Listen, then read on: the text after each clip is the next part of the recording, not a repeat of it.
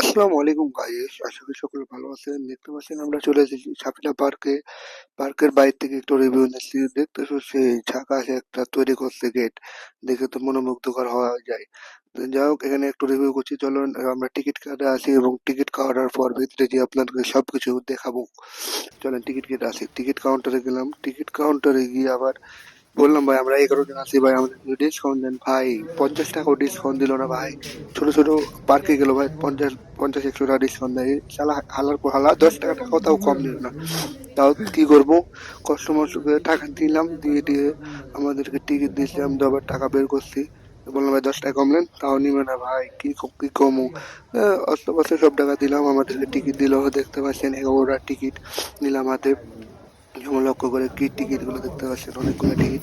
ওরা টিকিট নিলাম, এবার ভিতরে প্রবেশ করবো। চলেন সবাই ভিতরে ঢোকা যাক। আমি আগে টিকিট এই গুলো দিয়ে চিল্লার পার্টি দিলাম, কামন। সবাইকে ডাকতেছি, এই কামান বয়েস আ যাও সবাই। আমাদের ভালো দেখে হয়ে গেছে। আইতে লাগলো, সবার ভিতরে প্রবেশ করতে লাগলাম আমরা। আর অবশ্যই তো জানেন, আমরা ফার্স্ট শালা পার্ট জ্বরে পারে না বাল দিয়েছিলাম, ফেটে লেগে অবশ্যই গেছে সেকেন্ড পার্ট এবং যুবকটা। তারপরের পার্ট তো অবশ্যই আসবে।